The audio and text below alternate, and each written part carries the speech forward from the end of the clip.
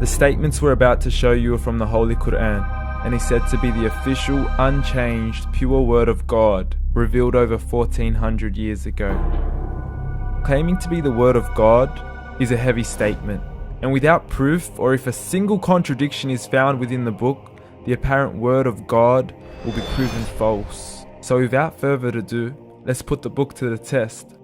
In the 23rd chapter, titled The Believers, from the 12th to the 14th verses, God is said to give a detailed description of how the human being is formed. It begins by saying, "We then placed him as a sperm drop in a place of settlement, firmly fixed.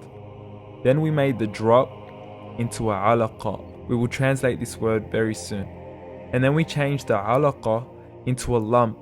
Then we made out of that lump into bones. And then we clothed the bones with flesh. Then we caused him to grow and come into being and attain the definitive human form." In the 21st century, we can now safely say that this verse is clearly describing the process of human development in correct chronological order.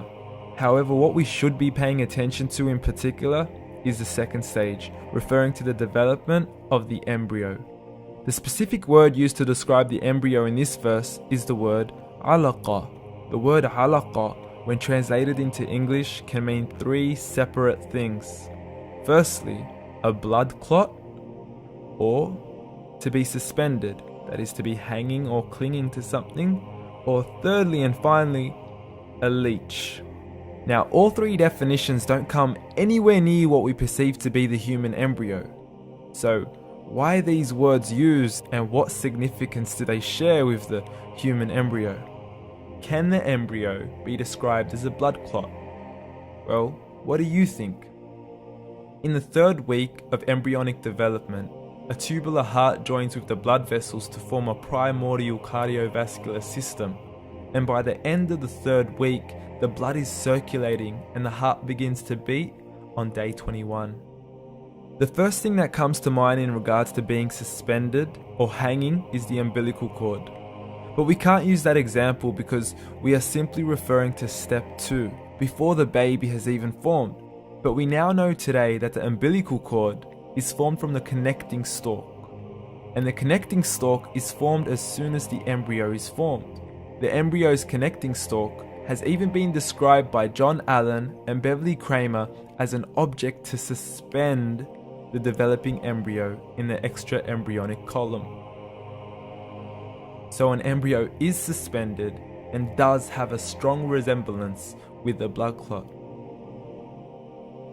What on earth would an embryo have to do with a leech?